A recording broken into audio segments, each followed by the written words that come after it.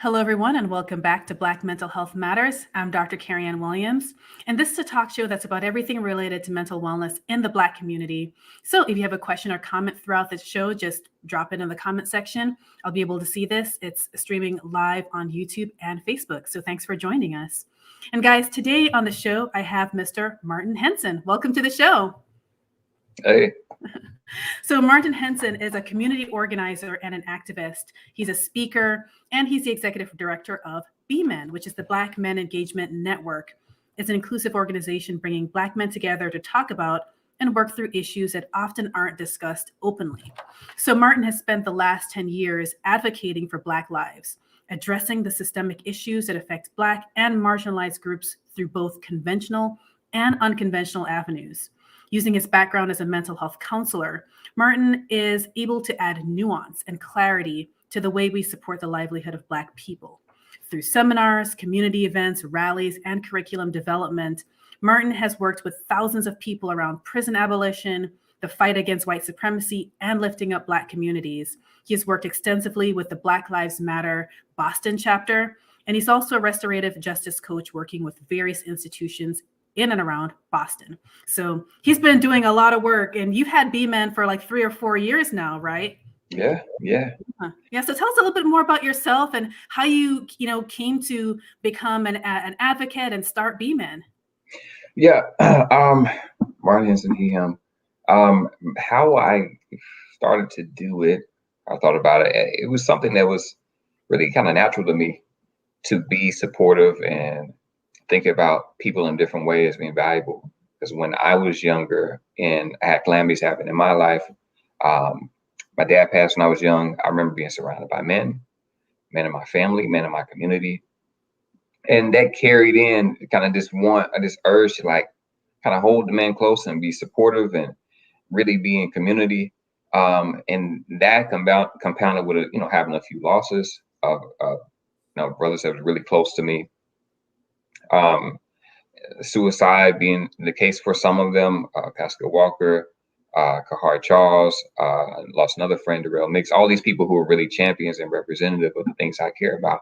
I'm like, man, I'm seeing moments to advocate, and I'm seeing charges happening. Me Too was one of the ones that happened, and it made me think about, well, what does this look like for Black men? And then when thinking bigger, all of the things that we consider and all the things that we have to deal with as it relates to structural oppression and violence and some things around gender violence, making an organization just made sense. But it's who I've always been. So even when I hear you read the bio, which I contributed to writing, I'm like, man, like I feel like I'm just doing me. But here's the story around how it happened. Yeah. And it's, it's one of those things where when you basically doing you is helping other people and you're doing it through multiple avenues, then you're right. Sometimes when you stop and you kind of hear someone read all the things, you're thinking, wow, I did do that, but I didn't realize how much I was doing. Right. Yeah. So, one of the things that, we wanted to talk about today, our topic is about the Black man in America. And there's just so much we can talk about with that. But I maybe wanted to start with this idea of masculinity. What is masculinity and how does that kind of intersect with race in America? I mean, well, starting off with the simplest definition is that masculinity is qualities and attributes related to maleness. That's kind of had this bioessentialism thing, that there's some sex characteristics that are determining what we consider masculinity to be. And then you can look at it as a way of these social expectations and norms around being a man, which is less so situated in the bioessentialism that can dominate some of these conversations. So masculinity discourse is just so racialized here in America because the experience of men and how they develop cultures and ways of being around their malenesses comes from the context that you're in. But in America, they kind of shape and frame the images associated with maleness as it relates to Black people. So you're kind of caught in this this conundrum of, here's the experience that I know and I experienced with my community, and here's how we are represented outward in the world by these media conglomerates and these various institutions that benefit from our likeness and our skills and what they, entertainment. That's a lot of what we are. But if we go back further enough, this even the qualities considered relating to maleness, Black people or Black men or women were not considered to be that. Male or female, you were kind of beasts. You were slaves, and your designation related to one or the other was about how well you can produce more slaves. You were not the same sort of man or woman that white people prescribe themselves to be. So some of the conversations that we have start to clash because Black men, particularly, let's say, I'm an acolyte of Black male studies, are like, hey, we got a different formulation here than that which is framed as, white and male and patriarchal in a lot of respects. So that's just a complicated answer for, a question that you gave me. Yeah, no, that and absolutely makes sense, because the view of the Black male in America has a lot of other factors kind of contributing to it. As you mentioned, historically, there is men and women just seen as objects. Mm-hmm. They're property. Mm-hmm. And then, as slavery kind of gets abolished and things kind of progress, there's still that sense of you're my property, or that you're still you're someone's property, or that you're just an object. You're still not a full human being. And therefore, how can you really embody what masculinity is if you're not fully human? And then it kind of leads us into this idea of what other things are projected onto Black men. Yeah, it's so you struggle with that a lot, or I struggle with it a lot. One of the things that I talk about, this Black men and the representation that we have, is during the more recent movements around police brutality. I always say I think we've rounded that corner in terms of the meat of that stuff happening. But in advocacy around police brutality death, or against police brutality death, and talking about who dies and what that looks like, people really had a hard time seeing Black men as victims. And like you would think, because seeing the videos and the death images and hearing the conversations all the time, people would say, hey, being both Black and male creates a certain dynamic that we're trying to address here. But they struggle with it. And I was like, oh, America really just don't like us. And I think BMEN being born in that time where I'm really having to struggle through the relationships with some of the narratives that are being presented out there in those projections. It was one of the hard time. And I'm sure it was a hard time for a lot of folks. But what are those outcomes and measurements that come from being perceived this way? That's what a lot of the work that I do is to be like, hey, look, this is what Black men go through tangibly, things that's not debatable. Why do we kind of fall into these theoretical and kind of racialized assumptions around what we do and what our motivations are? Because that's what masculinity is. Discussions tend to be, why do Black men do this? Why do Black men do that? And it'll go, and we can look into structural dynamics related to how we are situated in America and say, well, because we're in abject poverty, and because we are criminalized to a high degree, because we have school to prison pipeline, we're more likely to be sent out of school for minor indiscretions. Those things are not seen as what forms our consciousness around the world that we're in. We always lean towards this, where Black men are seeking to replicate the wills and the motivations of white men, or this kind of hegemonic masculinity model. So I have to talk through all of that to move people to a place where they can support Black men. Yeah, because it's interesting. You kind of mentioned a lot of different things, and it's one thing I've observed in this country is there's kind of right there's the images that they want to portray. So there's, you're right, like the entertainment, the sports figures, right? And so people think, oh, well, I love Black men. That my favorite football player is a Black man, or my favorite entertainer, my favorite actor, whatever. And so there's kind of like, oh, Black men are great, but then at the same time, as you mentioned, there's kind of, I think people sometimes celebrate the strength and physicality of Black men, but then when it comes to seeing them as a victim, people are they're in disbelief about that. They're like, well. Yeah, because it really doesn't fit the way we think around maleness and the benefits of what that puts out into the world. So if I'm saying that at being both Black and male puts me at a disadvantage in American society, it really disrupts progressive discourse that says that maleness is a universal advantage no matter what, no matter where you are. So it is an advantage in a lot of places, in a lot of ways, but stating it in that way actually can say, well, I don't have to respond to these men as victims because they get enough already, which is the things that I heard out of people's mouth in the middle of these, the movement against police brutality, where we're looking at the Washington Post data, even from 2020, I want to say it was 240 something Black folks that was killed by police. 240 of them were Black men. So maybe like 2 or 3 Black women. And then when we start, it's time to talk about, what does victims look like here? People struggle to be like, okay, these victims are Black men. And they're specifically victims because they're both Black and they're male. So when you kind of examine that idea of people having a hard time, it kind of that does not compute, kind of like they're both Black men and they're victims. What are some of the things that you have, I know you talked about a little bit, but some of the things that you've concluded? I mean, is some of it the historical piece of it, where Black men were painted a certain way for such a long time, portrayed as if something bad happened, if something was missing, it's a Black person that stole it. If someone got hurt, if a woman screamed out and said, this person hurt me, people would just automatically throw this Black man in jail. Is it kind of the historical thing that's kind of been passed down over time, or what are some of the factors contributing to this?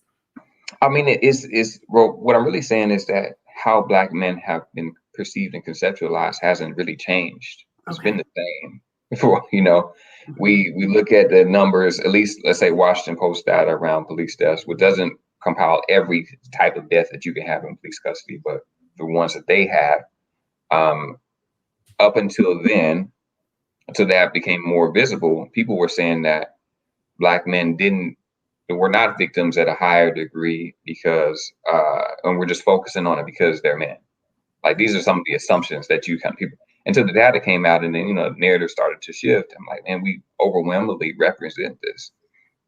So like, I'm constantly having to deal with people who are not educated by way of history, because, you go through the 60s, 70s, 80s, 90s, you have the war on crime, the war on drugs, and the ways that Black men were targeted, Black families in particular, Black men being targeted with these types of drugs that were drug laws that were draconian, meant to lock you up for long periods of time. And now that people are buying and selling and distributing marijuana, we haven't seen a lot of those incarceration sentences be reduced. Right. That's one people just kind of don't know. And then these kind of crimiogenic models and understandings for how people attributed the Black men's interest in either being violent or not being violent, which was so popular going through the 80s and the 90s, that kind of went alongside these laws that were pushed forward by both conservative and progressive, politicians. That was the norm. And then you keep going back and you see these same conceptualizations around Black men being violent and shiftless and seeking to dominate, wanting to rape and pillage, all the way to the time that we were released. Well, I don't know, released from slavery is not the word, because slavery is still legal, but until the Emancipation Proclamation, these things and fear mongering around Blackness and Black men is something that is the norm. So when you look at more progressive ideologies around gender or relationships between men and women, they're repositioning it by saying that, hey, it's not that we have any problem with Black men as being both Black and male. We have a problem with their masculinity. We have a problem with their culture. We have a problem with, and then it's the same sort of discourse that just kind of keeps being reintroduced. Black men are inherently more violent, or they celebrate violence, or they want to do this. So when I talk about Black men being victims, and I show them the numbers of Black men who were victims of interpersonal violence, Black men who are victims of sexual violence, or I mentioned that Black men have the youngest sexual debut of any of these groups, it's like people just don't really know what to say. They get stuck. And I'm like, these are the things that come with it. So I'm dealing with cultural narratives, I'm dealing with historical narratives, I'm dealing with theoretical formulations. I'm dealing with people generally just not being informed and not needing to be informed around the postulations that they make regarding who Black men are and why they do the things that they do. Yeah, I mean, even as you're talking, I'm thinking about how little Black boys they elicit this, like when they do studies, they elicit the same kind of threat response from adults. They kind of see little Black boys as adults in many ways, in terms of their ability to be harmful to others. Thinking about how the police respond to Black children, how they treat them when they're called to the scene, but even how teachers see them in school. There's just kind of this sense of Black maleness, even for children, that is just seen differently. That idea of who's culpable, who's responsible. In studies where they kind of like track where the teacher is looking, even in preschool and in kindergarten, they can see the teacher more vigilantly watching the Black children, kind of almost anticipating that they're going to be the cause of something going wrong in the classroom. It's interesting. Yeah, it's weird. I remember being younger, and if somebody will lose something in class, I'm checking my pockets, because you're having to adopt their reality as your own, and almost kind of see yourself in the way that they see you. I'm like, well, they're suspicious of me. Maybe I picked it up on accident. Like I'm like, that's a real thing that's happened a few times, and like I still think there's a part of me that has to kind of let that thing go, and you're having to navigate what the cost of that is. And also, we know racism and the impact of racism has these negative health outcomes, and that being one of them, having to perseverate on whether or not you thought I stole something or not, or if I'm going into Target self-checkout. You feel me? If I go to self-checkout and I'm like, why are you hovering over here? Even though there's like a camera. There's a camera in front of me. It's like, all these people, but you like, and the camera like loudly proclaims when you're saying it, it says these things. Your item is purchased. You're finished here. You got all these levels of being monitored. And then you have a third level that's happening by this person that's just kind of coming near you. To make sure you're cool, or if you're walking to your car or from your car to the building, people locking the doors. They always remember to lock the doors when I walk by. Maybe what's happening here? So as a Black dude, what's the cost of that? And a lot of the interventions that I move with by way of BMEN is like, hey, we're going to create social support for ourselves, because the cost of that is really big.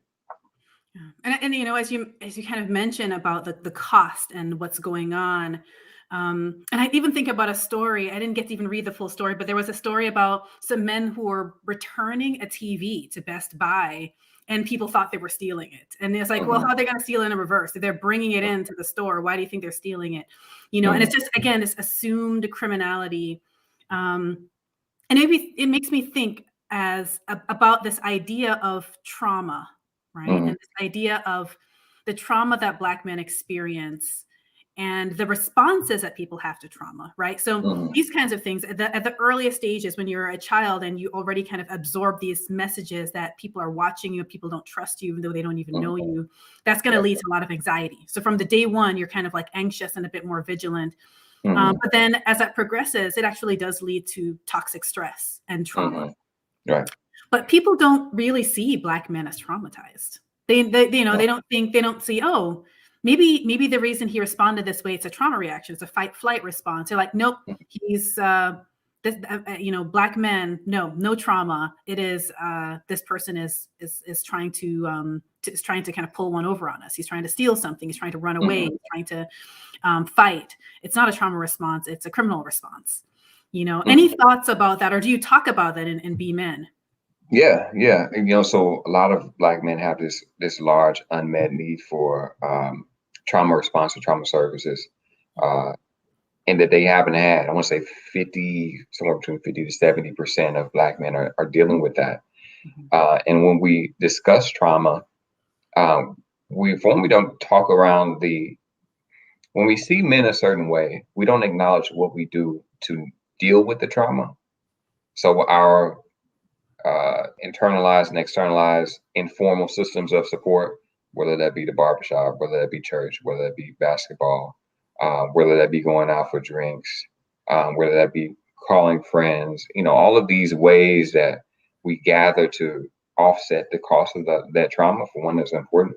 And then the other piece is that if we have all of this unmet trauma and we're dealing with, let's say, I always talk a lot about police brutality because, for one, there's images of death that are plastered across our TV screens or computer screens or phones, and narratives and justifications associated with related to Black men that you have to absorb.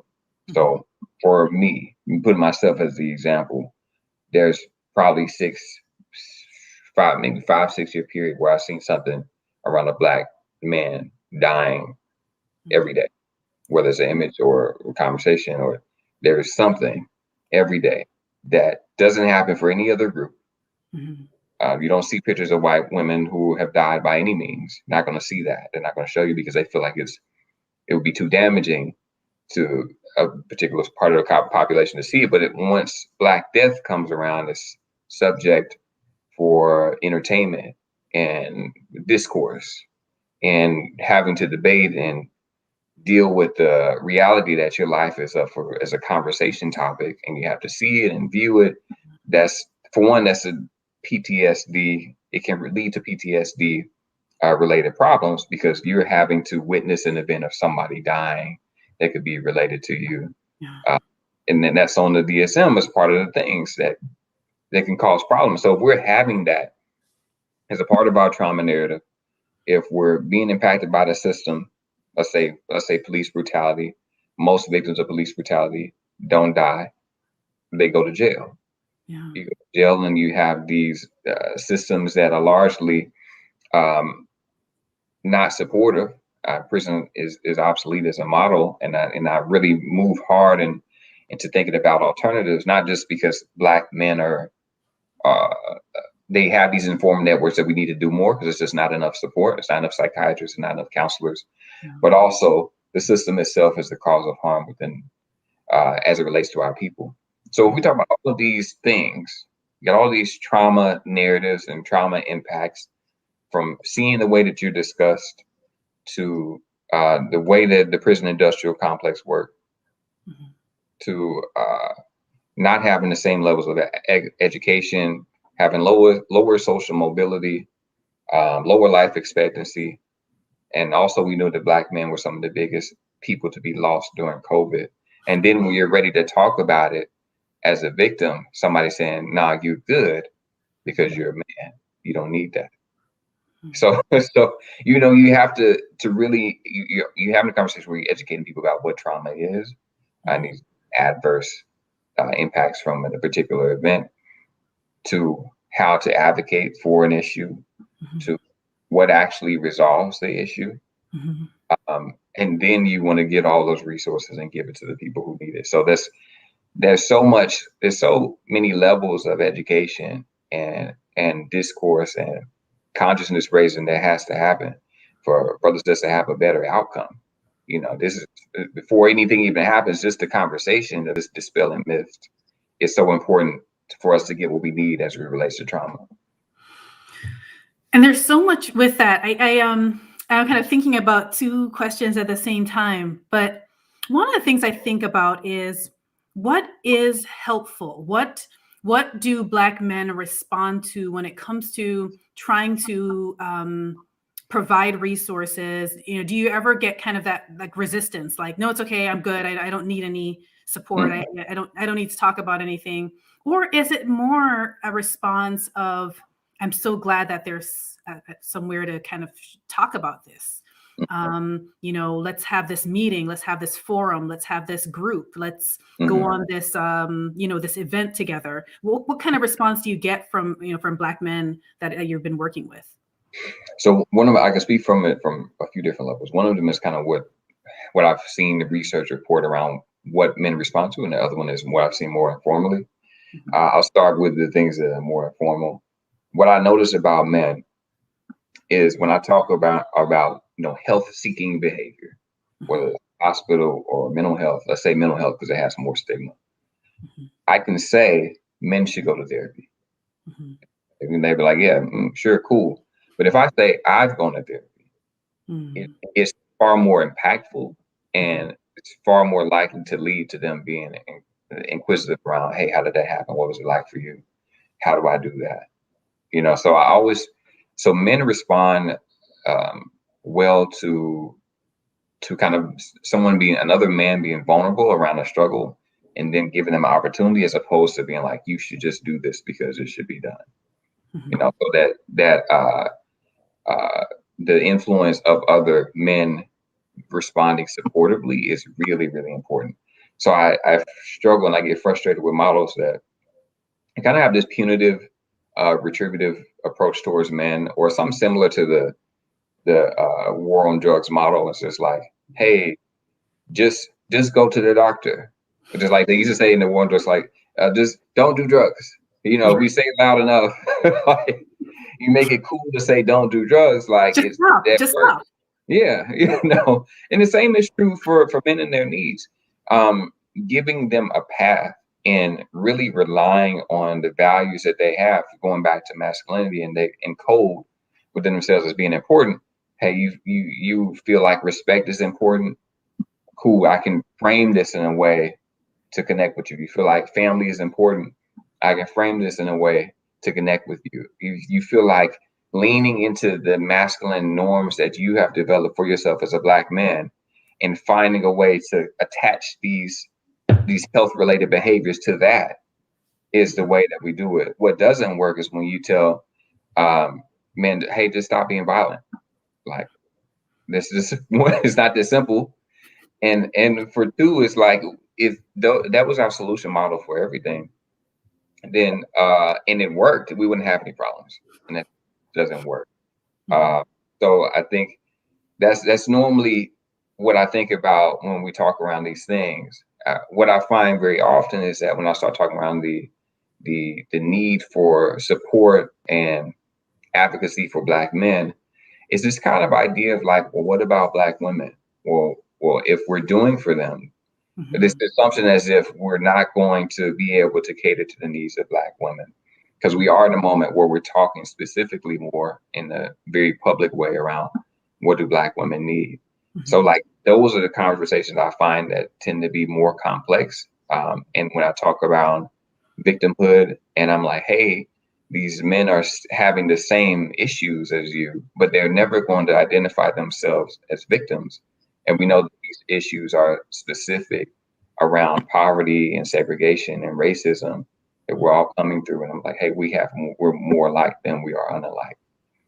Because I can't think of a man that I've come across that's going to identify himself as a victim of sexual violence or a victim of homicide. They tend to not use victim narratives to describe their relationship to harm or need. So there's another path that has to be found to get these brothers what they need, because they're not going to talk about it in the prevailing discourse model way. Wow. And as I think about it as well, this idea of perception and how people see Black men, and the idea that they could be a victim.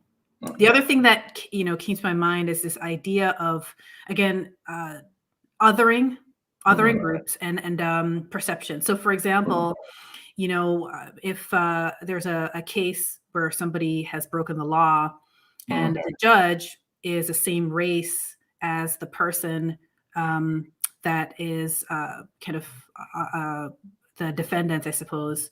Mhm. There's often this kind of sense, oh, this person could be my son. This Mhm. person could be my, whatever, my neighbor. Mhm. And there's kind of this sense of like, this is probably, someone who just lost their way and, maybe they don't need the harshest kind of sentence. But Mhm. if it's someone that's a different race, it's like, well, there's those people, Mhm. those people, this is a kind of thing that those people do. So, Mhm. let's, there's so many of them in prison already. Let's, go ahead and just do the sentence the way we normally would. And there's kind of this lack of empathy and connection, because we've seen a lot of cases with, especially like young white males who just, judges kind of say, oh, they have so much potential. Mhm. I don't want to ruin their future, kind of thing. And Mhm. black males for less than that would, Right. end up not having the same kind of mercy. And it's interesting, as you mentioned, also the kind of the plastering in the news of people Mhm. dying, black men dying and being heard, and black women kind of being heard as well as victims. We will watch that and it will affect us. Oh my gosh, that person looks just like my uncle. That person looks just like my brother. You Mhm. can feel it, this trauma. But for people that are othering, those people, oh wow, that's so sad that happened to that person. And it's Mhm. just kind of like this pity, but not necessarily. There's just this doubt, like, well, maybe I wonder what they did. I wonder if maybe they did something differently, they wouldn't have been hurt. I wonder the police wouldn't have shot them if they had just complied, or that sort of thing. Just like this doubt. How many times do you have to deal with that kind of like issue coming up as you're trying to educate people and talk to people and have forums and meetings? Like, does that kind of come up, this idea of that on the individual level, people rationalize each single case? They'll say, well, this single case I can rationalize. But then you go with them with the statistics and say, listen, I know you can try to rationalize a single case, but the statistics show that Right. Black men are treated differently. Mhm. Do you have that kind of discussion with people? I have. I used to. There's a period of time where I did I feel like I talked to a pretty significant amount of Universalist Unitarian churches, Okay. uh, which are mostly white folks, mostly old white folks. And they wanted to have these conversations around race. And in the wake of the movement around police brutality, so I would go, and it was what people would do in those spaces. Now, mind you, I'm in the north in Boston. Uh, Northeast is a particular type of politic up here, as I'm sure you've experienced, and how people express their interest and values. So they wouldn't outright disagree Mhm. with what I was saying. What they would do is they'll ask you like these gotcha questions. Like they think that they can, like, that you don't have an answer. Well, what do we do with, let's say if I'm talking around abolition, prison abolition, well, what do we do with the most violent offenders, or what do we do about rape, or what do we do about sexual assault, or uh, do we just get rid of police departments now and just throw Mhm. them away if you feel like we shouldn't have police? And you get in those type of dynamics. Mhm. So, and what I would have to do is really talk around the system as a whole, Mhm. as it exists, because people will say, well, if we had more black cops, we'll be cool. But if the function of black police officers is to incarcerate and surveil, and we're saying that incarceration, surveillance has all of these negative problems for the black community, Mhm. what are some things that can alleviate that as a system that we need in order to survive and feel safe? Why do Mhm. we need the concept of police to feel safe? Because everybody needs the concept of police to feel safe. Mhm. Here are some examples of how people have navigated without having police around. Here's the things that we know reduce some of the things that people are called for. Let's say domestic violence, interpersonal violence, people being poor is a direct relation.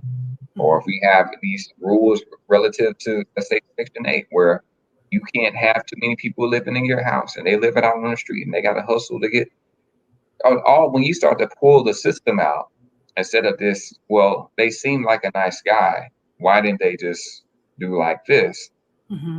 Then you have people who they're going to do more. It's like, oh wow, I didn't know this. Or they're going to be like, they'll be mad because they're like, they're not expecting to have to deal with this level of cognitive dissonance relative to this conversation, because you're talking about something that is systemic. You can create cultures of intervention related to restorative justice, transformative justice. Religious communities have different ways. Different ethnic communities have their ways of navigating it. It's out there. It's just, are people willing to change the way that they feel most comfortable to adapt for somebody they perceive to be the other? That's normally what it comes down to. Yeah. I mean, exactly right. Because if a system is working for one group of people generally, then they're not really thinking about the fact that it's not working for other groups of people. Right. But even then, they may perceive the system is working, but it may not be working for their group either. But they're just thinking about it in a very simplistic way. So like the nuances of how the justice system works, people don't really know it unless they've had to come into face-to-face contact with the fact that sometimes it's not even about justice. It's about other just kind of nuanced things like evidence and whether the evidence can be used and how you throw that out and and then becomes a mistrial and this, that, and that's not even justice. That's just protocol that can end up causing injustice. And so justice can be so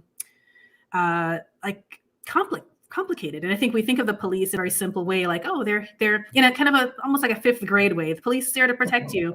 But it's actually so much more complex than that. And I think it's so hard for people to let go of this idea of, well, if we don't have the police as they are now, well, what do we have? And just kind of not understanding that there might be a better way to do things. Not just because things have always been done the same way doesn't mean that it needs to continue that way. There might be a better way of responding to people who break the law, or responding to certain situations, maybe the most egregious crimes, yes, whatever. But what about smaller things? What about possession of drugs? What about, what about these other things? Are there better ways to deal with that? And sometimes people can't really kind of engage in those discussions well.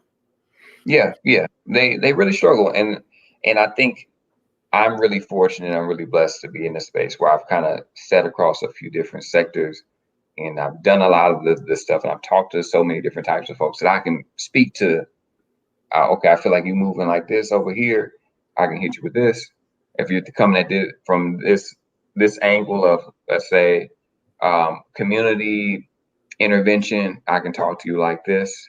If you're talking about it from a more structural mental health advocacy point, we can talk here. If you want to do grassroots knowledge around organizing and campaign stuff, we can have that type of conversation. But I feel like the black tax that I have is that I have to know how to move in every way that they're going to move in order to advocate for Black men. Yeah. Wow. We had kind of spoken a little bit about prison abolition, and it was after I had kind of read this book, The New Jim Crow. I kind of learned, I guess it just kind of made me really think about the broader implications of incarceration in the communities, and just all these like ripple effects. Because I think, again, people think about somebody commits a crime and so they get a consequence. They don't think about the nuances about how harsh is it? How long are they in prison for? Well, wait, now they're going to be labeled a felon.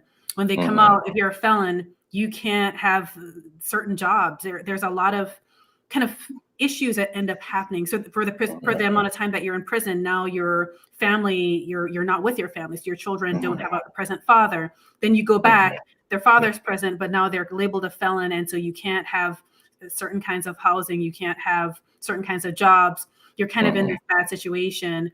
What are some of the thoughts and discussions and teachings that, when you talk about prison abolition, what are some of these factors that you discuss with people that maybe they don't even realize as a ripple effect? I mean, one that I had even heard about recently is that there's a business side to incarceration where prisoners usually are doing certain kinds of trades that generate income as well. And I hadn't even thought of that. Like, what are some of the conversations you have with people? it's when you talk about prison and the conditions that exist under it, and so much advocacy that it went into the kind of the abolish the 13 stuff that happened. I want to say it was maybe like 10 years ago. About at this point, it was kind of really hot and popping somewhere 7 to 10 years ago. What prison is as being, slavery has not been abolished. It's just if you've been convicted of a crime, that for one, that's one level of cognitive dissonance that people just, it's like they kept going static when you kind of talk about it in that way. So all of the negative outcomes related to the dehumanization of slavery as an institution still exists, but it's in this penal formulation that you can be incarcerated or arrested into and put into this lower caste system that you can't get out of. So when you do pretrial, sentencing, bail, parole, and then you have to list yourself as a felon, you're not as likely to get the call back as your white counterparts or counterparts of other races once they found out that you're a felon. There are all these negative social economic deterrents of just coming into contact with the incarceration system, and all of these different positions where we're trying to create equity in the way that the frame is set up. So I have to start by saying that, hey, the system is broken. Like, we don't have to wait until a Kyle Rittenhouse verdict to say, hey, there's something wrong here. We can continue to chip at it and to engage it and have an abolitionist vision or horizon for a world that can exist without prisons, and strive to have that happen in your lifetime. So that means that we have to move a bit. We have to be a little bit more thoughtful, a little bit more invested in the conversations than we have been more recently, as in only talking about them when there's election time, or you saying, defund the police, hire new social workers. And I'm like, that's part of it, but it's far more expansive. And we had to be continually having that conversation, because the only wins and advances that are to be had don't just happen during the electoral season. It happens in the conceptualization that people have as folks, when the conceptualization that people have around committing a crime and what is natural to a person. What type of solutions do you need when harm occurs? And if I'm saying that, hey, maybe we don't actually need an armed, most likely white man to show up to resolve this issue, maybe our community can be more invested in each other, where we can figure out solutions to these type of issues. And there's a lot of, you have them happen informally through a lot of churches or neighborhood councils. Some organizations come in and the type of work, or there's a lot of street workers that engage in it. Black men have historically been invested in anti-violence work in one form or the other. But in order to dismantle the prison as a system, physically we will have to dismantle it. And then the conceptualization of what people need to happen when they have harmed someone needs to be dismantled as well. And I find that if I'm talking about, how people view race and racialized things relative to the South in the U.S. and the North and the South, what time it is, dealing with somebody, they don't like Black folks. Like, so you kind of can move accordingly. In the North, it's like, they're like, no, we don't have any of that until you've done something wrong. Once you've done something wrong, their idea of kind of correcting it, if you're not dressing a certain way, if you're not talking a certain way, if you're not doing this a certain way, how to correct it is more harsh than what it would be for a white person. So you see those same sentencing disparities happening in places in both North and the South, because you're going to get that negative attribution to your person that comes from people's assumption about where you're being racialized. And then when we talk about being racialized as a Black man, all of these different approaches are needed to move people away from incarceration or punitive measures to solve problems. I agree with that. This idea of the very last thing you said, this idea of like punitive measures to solve problems, because that's, I'd say, what I see the most, even starting from when they're children in school. solve the problem by just excluding them. Let's just suspend, expel, detention, just move them somewhere else so that I don't feel the way that I feel. I don't feel threatened. I don't feel afraid. I don't feel whatever feelings. Just kind of move them somewhere else. And as adults, okay, let's just move them to prison. Let's just send them somewhere else. There's kind of this sense of just when something wrong happens, this is how we deal with it. And you're right, like this idea that it hasn't really changed historically. It's taken on different forms in some ways, but it kind of the same principle is still there of, you know what, let's just kind of shuffle some of these Black folks somewhere else. Let's abolish slavery. Okay, well, now here are all these different kind of very ridiculous things that you can do to still end up behind bars and end up giving us labor for free. So it's I think the work that you're doing it's difficult, but it's necessary.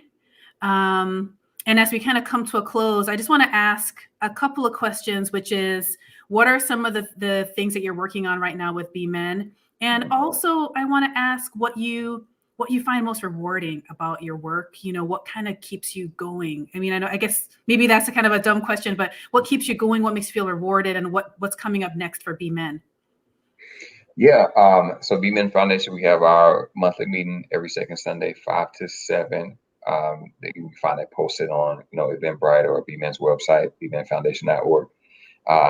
We're on, Facebook, Twitter, Instagram at BMEN Foundation. So check us out there. So we're constantly doing the program and working on expanding, doing it more often in terms of like the monthly meeting groups and doing more workshops, talking about these types of issues, going deeper, digging more into specific lens around trauma and advocacy and stigma, all of these things, and gender-based harm and what does that mean and how to engage it. So that's what's happening. So what's the most rewarding about BMEN? One, I wake up every day and I'm doing what I want to do. Like, that's a beautiful thing. I don't have to sit and have regrets about it. I think of the men that I lost, that I mentioned. I carry their names with me. My father, Ricky Henson, Kahar Charles, Darrell Mix, Pascal Walker. And I just, that they would be proud. I carry them in everything I do. And I just feel like I'm just creating more spaces where we can tend to men and support men, so we can have them longer. We have them longer. It benefits me, but and it benefits those brothers too. So I feel good. I'm really blessed to do what I do. Well, thank you so much for the work that you do, Martin. And thanks for all those of you that have been listening and watching. This is going to be uploaded later in the week on Apple Podcasts. Thank you so much for joining for Black Mental Health Matters. And Dr. Carrie Ann Williams. My guest today was Martin Henson, the Executive Director of BMEN. And have a great week. I'll be back next Sunday at 1 p.m. with another guest. I'll talk to you at that time. So, all right.